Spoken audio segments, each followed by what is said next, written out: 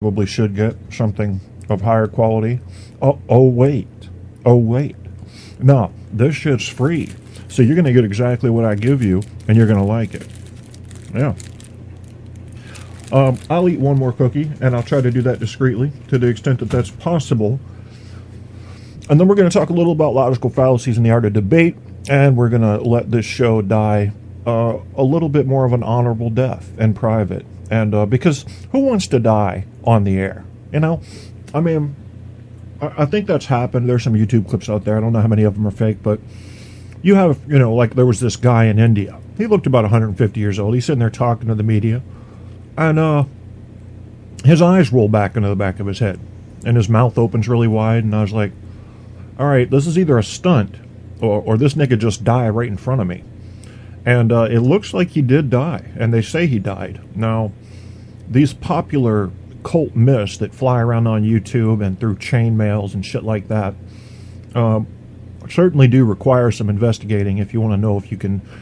That's why you should find yourself a good fact-checking source, so you don't have to do this work. Let someone do it for you. Make sure they've earned your trust.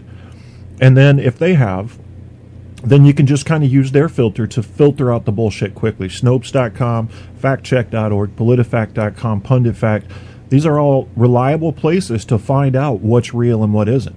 Now, once you've figured out what's real and what isn't, then you can decide what kind of value you want to ascribe to it. But don't incorporate into your belief system or even into your popular dialogue that with other people that you believe in so-and-so if it's just there's no evidence for it. If you're talking about faith issues, that's different. I'm talking about things like saying 9/11 was an inside job. These are things you need to have Carl Sagan said extraordinary claims require extraordinary evidence. And it's true because, and what that implies that nobody ever really mentions is more simplistic claims don't require as much evidence. So in other words, the crazier it sounds, the more I'm going to need you to prove it to me. That's human nature. That's all that is. And really, mathematically, it shouldn't be any different, the evidential requirement for a small, simple fact versus a larger, more complex one, or a less likely one, given the grand scheme. And that's why we're going to talk a little bit more about logical fallacies, because in this show, my goal, I guess my new goal, I might change it every week. You don't know. This is me right now. This is what we're doing on Truth on Tap. Logical fallacies in the art of debate. You need to know, at least know. You don't have to tell anybody you know. You don't have to call them out in Latin on these logical errors in their arguments or discussions. But you got to know they're doing it. You really need to know. This is like, combined with body language, if you learn all of the logical fallacies that we've discovered and put into terms so far, there are plenty that we haven't. For example, needling is relatively new. It already existed. That's just trying to piss somebody off to get them off their argument. And it would have been akin to badgering the witness in a courtroom, for example, but it wasn't called anything. We haven't talked about that much in the logical fallacies, and we should, because it's a little bit different than ad hominem. With ad hominem, yeah, you're attacking a person rather than an idea. But with needling, you're literally trying to piss them off, to get them off of their game. Ad hominem never necessarily had that goal. It simply was noting that a person was attacking a person versus an idea. Needling has motive. So we'll talk a little bit about that. I don't think he talks about needling here. It's relatively new. And when you have new definitions, any science, any field, philosophy included, is going to take its time, take its very sweet time absorbing and eventually, after accepting it, disseminating that information. The list of fallacies that are talked about on this page, which I've shared in the chat room, csun.edu, is it's about 10 of them, 10 or 15, I don't know. And we're going to talk about them. And one of the things that I like that this person, do we have a name here for the author of this article? I don't see one. So this person, I'm going to say he, which is, probably politically incorrect, and I just don't care. I'm going to say that. And I'm going to talk to you a little bit about what he does, both in the introduction and in the very important paragraph or two about why learn logical fallacies at all. Why should you care? Why should you care when someone's committing these? I'm going to tell you why. So, the introduction, this is a guide to using logical fallacies in debate. And when I say using, I don't mean pointing them out when opposing debaters commit them. I mean deliberately committing them oneself, or finding ways to transform fallacious arguments into perfectly good ones. Debate is, fortunately or not, an exercise in persuasion, wit, and rhetoric, not just logic. In a debate format, the limits each debater's speaking time, in a debate format that limits each debater's speaking time, it is simply not reasonable to expect every proposition or conclusion to follow precisely and rigorously from a clear set of premises stated at the outset. Instead, debaters have to bring together various facts, insights, and values that others share or can be persuaded to accept, and then show that those ideas lead more or less plausibly to a conclusion. And I'm just going to take a little sidebar here. It is always about the premise, not just the premise leading to the conclusion. When you talk about these logical fallacies and critical thinking in general, it also must be that the premise was a solid premise. I heard Donald Rumsfeld say one time, and I wish I know I could find this clip if I looked for it, but he said, you just started out with a perfectly illogical premise and took perfectly logical steps to a perfectly illogical conclusion. And I hear that all the time, don't you? The logic flows beautiful, but their premise was fucked up. So whatever that leads to is false. It's not something, unless you can prove it, whatever that leads to cannot be trusted. Because just because you took logical steps to get from A to C, if A was flawed to begin with, then C doesn't matter. C is a moot point. A's got to be solid, and B to get to C. Or else you don't have an argument there. You just have a claim. You just have a simple claim. So, continuing on, so why learn logical fallacies at all? I can think of a couple of good reasons, he says. First, it makes you look smart. Yeah, that's one thing. If you can not only show that the opposition has made an error in reasoning, but you can give that error a name as well as in Latin, it shows that you can think on your feet and that you understand the opposition's argument possibly better than they do. Now, I'm going to agree with this. If you can call out someone's logical fallacy, use this with discretion, my friends, because once you do, number one, they're going to call out all ears, the ones they recognize. And number two, that cannot be the strength of your argument. It cannot be the strength of your argument to point out the flaws in another argument. If you think that works, ladies and gentlemen, I introduce you to you, the United States Congress. Yeah, just pointing out what's wrong with your opponent's discussion will not make you win a debate. You need to point out what's right about the facts about the idea you're trying to present, okay? You can't just attack the enemy saying that their offense doesn't work if you don't have an offense of your own.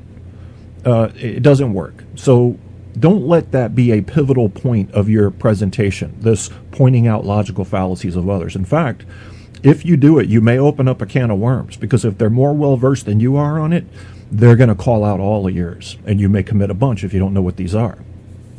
They're very common, by the way, these logical fallacies. We all do them, just a matter of degree.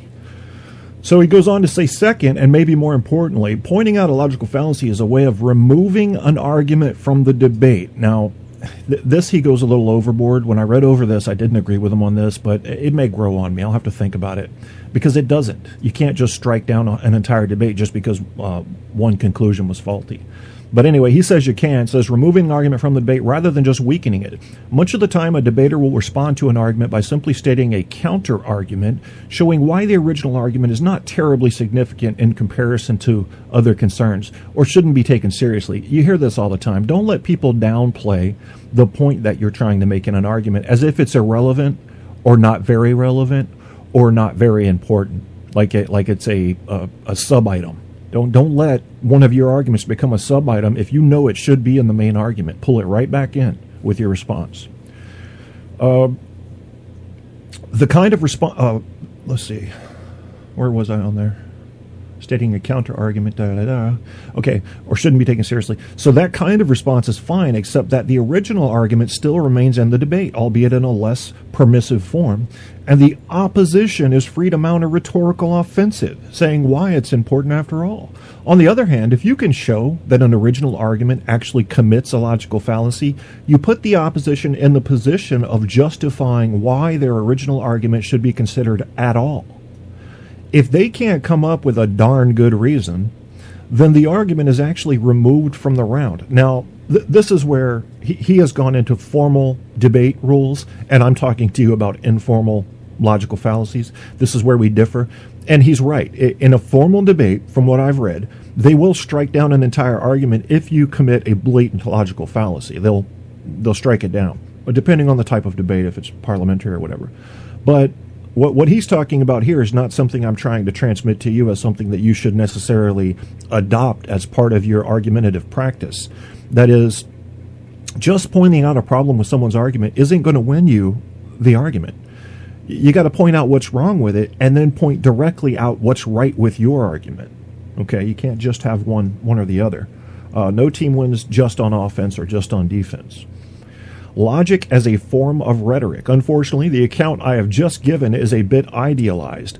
Not every judge will immediately recognize the importance of the logical fallacy you've pointed out in your opposition's argument. Even if a logician would immediately accept the accuracy of your point, in a debate round, it's the judge that counts. And that's another problem. Fuck judges. Let me just say that. What happens to you in a court of law should not depend on which judge you get. All right, I got that out.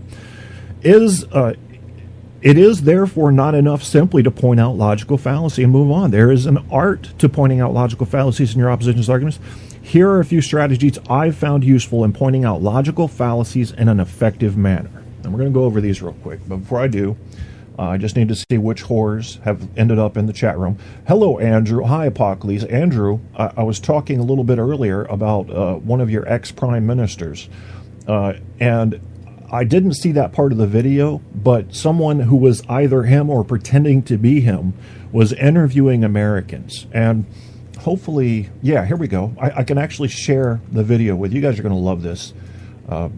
Now, this video, I changed to an audio clip. And by the way, people trying to hang me on this, it is covered under the Fair Use Act. You can copy news clips and video clips and audio clips to do commentary on. I'm going to share this with you in the chat, guys. You're going to want to watch this video. It's a little bit shaming, but it also points out some of the stupidity in America about national and world affairs. A very sad situation that we're in here. I don't need everybody to be an Einstein, but know what the fuck's going on with your country.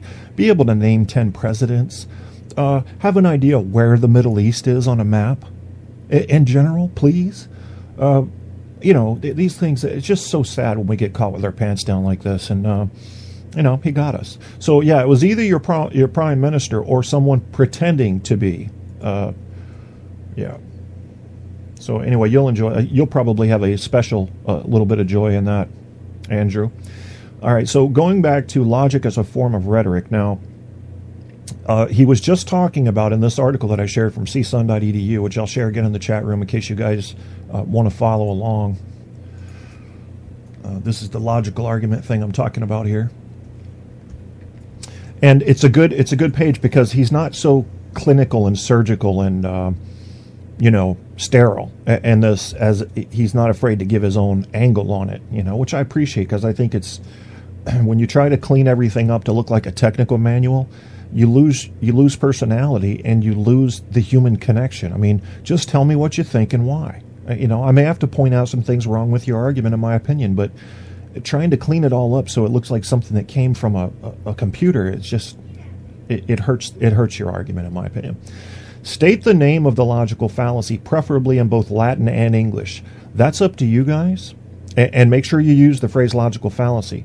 It is important because it is important to impress on everyone that this is no mere counter-argument that you are making, nor are you labeling the opposition's viewpoint as fallacious for rhetorical effect. State the fallacy's Latin name because some people just aren't sure something's a fallacy unless Aristotle or some other authority called it one. Say something like, the opposition points out that the voters supported X by a wide margin in last year's referendum, but this is just a logical fallacy of argumentum ad populum, appeal to public opinion. Okay, so now you've listed the logical fallacy. You've listed why it's a logical fallacy, at least in a very general sense. And now you're going to show why it's wrong in your argument, if you want to win that argument. Tell everybody what the fallacy means and why it was wrong. But be careful. You have to do this without sounding pedantic. You should state the fallacy's meaning as though you are reiterating what you assume your intelligent judge already knows. To continue the example above, say, it doesn't matter